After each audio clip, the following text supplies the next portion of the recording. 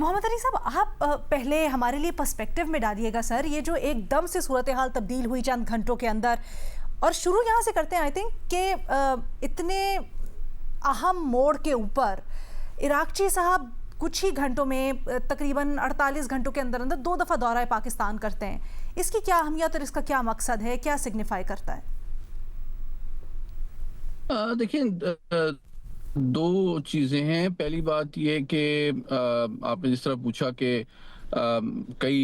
چند دنوں کے اندر جو ہے وہ 2 دفعہ وہ پاکستان آئے. دیکھیں، اس سے یہ بات واضح ہوتی ہے کہ جو ایرانی قیادت ہے وہ اس امن کے عمل میں پاکستان کو بہت زیادہ اور بنیادی اور مرکزی حیثیت دیتی ہے. اس سے یہ چیز بالکل ثابت ہوتی ہے کہ وہ اسلام آباد تشریف لائے رات کو، اور ان کی پاکستان کی سفارتی، فوجی اور سیاسی قیادت سے ملاقاتیں ہوئیں، مشاورت ہوئی، اور پھر انہوں نے عمان کا ایک مختصر دورہ کیا اور عمان کی قیادت سے انہوں نے بات چیت کی. اچھا، اب دیکھیں عمان کی اس میں کیا سگنیفیکنس ہے. عمان کے 2 اعتبار سے کافی اہمیت ہے. ایک بات یہ کہ جو پاکستان سے پہلے اس جنگ سے قبل بھی جو مذاکرات امریکہ اور ایران کے درمیان ہوئے تھے وہ عمان میں ہوئے تھے، آپ کو یاد ہوگا. اور دوسری بات یہ ہے کہ اس وقت یوں لگتا ہے کہ مذاکرات میں جو مرکزی اہمیت حاصل ہو گئی ہے وہ آبنائے ہرمز کے معاملے کو ہو گئی ہے. اور آبنائے ہرمز جو ہے وہ بنیادی طور پہ ایران اور عمان جو ہے وہ اس پہ اپنی سوورنٹی اور ٹیریٹوریل انٹیگریٹی جو ہے وہ انجوائے کرتے ہیں. تو یوں لگتا ہے کہ جو آبنائے ہرمز کے حوالے سے جو بھی پلان ان کے ذہن میں تھا اس کو انہوں نے عمان کی قیادت سے ڈسکس کرنا ضروری سمجھا، اس سے پیشتر کہ وہ امریکہ کو اپنی ایک فائنل ایرانی تجاویز پیش کریں. دوسری بات یہ کہ پھر عمان سے مشاورت کے بعد وہ دوبارہ پاکستان تشریف لائے، اور یوں لگتا ہے کہ انہوں نے اب جو فائنل کنسلٹیشن ہے اپنی قیادت سے بھی ایم شور کی اور پاکستان کی فوجی قیادت سے بھی انہوں نے کی. اور اس کے بعد جو تازہ ترین اطلاعات ہیں اس کے مطابق انہوں نے پاکستان کے ذریعے سے جو اپنا ایک پلان ہے وہ امریکہ کو ارسال کیا ہے، جس کے بارے میں یہ خبریں آ رہی ہیں کہ اب صدر ٹرمپ اپنے مشیران کے سامنے اس پلان کو ڈسکس کریں گے. تو دیکھیں اس میں 2-3 چیزیں تو بالکل واضح ہیں. پہلی بات یہ کہ دیکھیں بار بار ان کا پاکستان آنا اور عمان جانا، پھر واپس آنا، اور پھر اسلام آباد سے ماسکو جانا بھی ایک بہت اہمیت رکھتا ہے. تو اس سے یہ بات تو بالکل واضح ہے کہ پاکستان کی اس میں مرکزی حیثیت ہے اس پورے عمل میں. اور دوسری بات یہ ہے کہ اس میں بہت سی پیچیدگیاں بھی ہیں. جو چاروں معاملات بنیادی طور پہ حل طلب بھی ہیں لیکن ایک دوسرے سے بہت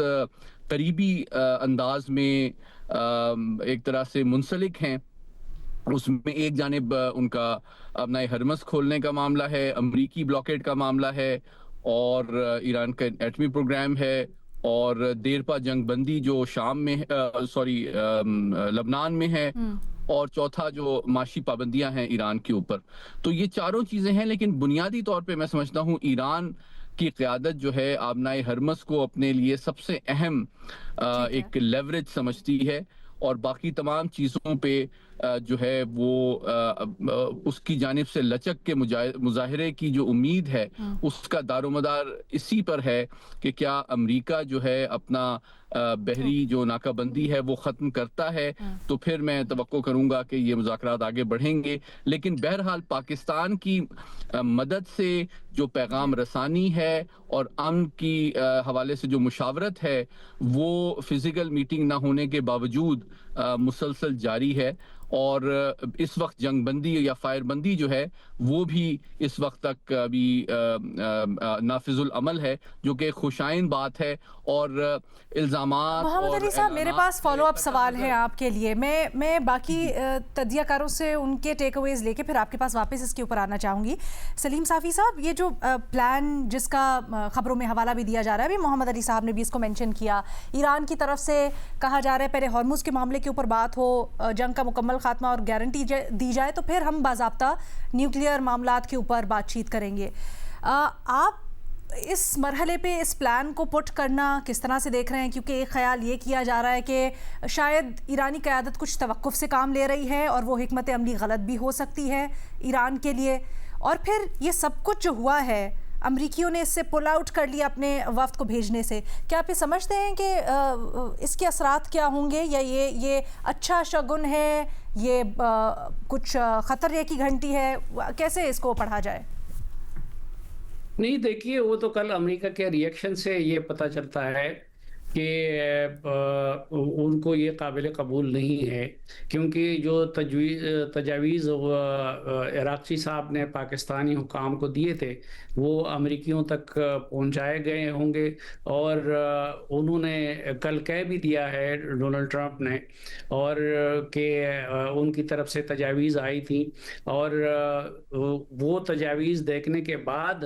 انہوں نے اسٹیو وٹکاف کو اور جیریڈ کشنر کو پاکستان بھیجنے سے منع کر دیا. اس سے پہلے تو پلان یہی تھا کہ جے ڈی وینس نے بھی پاکستان آنا تھا اور ان دونوں نے بھی پاکستان آنا تھا، لیکن وہاں پہ ایران نے مذاکرات میں شمولیت سے انکار کیا اور اس کے لیے شرط لگا دی کہ جب تک امریکہ ناکہ بندی کو ختم نہیں کرتا تو وہ مذاکرات میں شریک نہیں ہوں گے. تو امریکہ بدقسمتی سے ناکہ بندی اپنا ہرمز کی ناکہ بندی ختم کرنے پہ تیار نہیں ہے. تو اب یہ جو ان کی طرف سے تجاویز سامنے آئی ہیں اس میں جو امریکہ کا نمبر 1 کنسرن ہے اس کو ایڈریس نہیں کیا گیا ہے، اس کو سیکنڈ سٹیج تک منتقل کرنے کی بات کی گئی ہے ایٹمی پروگرام کا. اس دوران آپ نے دیکھا ہوگا کہ ڈونلڈ ٹرمپ سے جب سوال ہوتے ہیں تو وہ کہتے ہیں کہ اگر ایک فقرے میں ہم بیان کریں تو یہ ہم چاہتے ہیں کہ امریکہ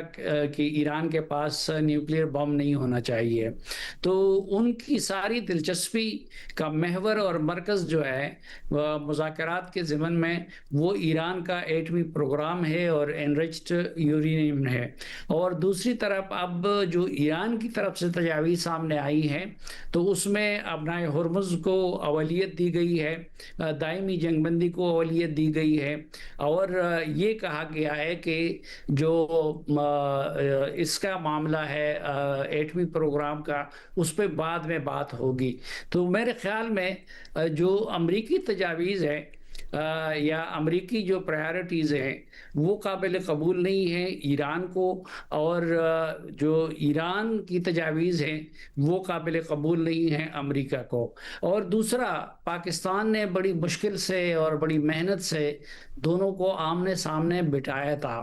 تو اگر آمنے سامنے بیٹھ کے وہ کوئی حل نہیں نکال سکے تو اسی طرح کاغذات کے تبادلے کے ذریعے مجھے یہ بڑا مشکل نظر آتا ہے کہ یہ دونوں کسی کنسنسس تک پہنچ جائیں گے. اسی لیے مجھے تو آگے معاملات جو ہیں وہ دوبارہ خرابی کی طرف جاتے ہوئے نظر آ رہے ہیں، کیونکہ ایک تو ابنائے ہرمز کی جو ایران کی خواہش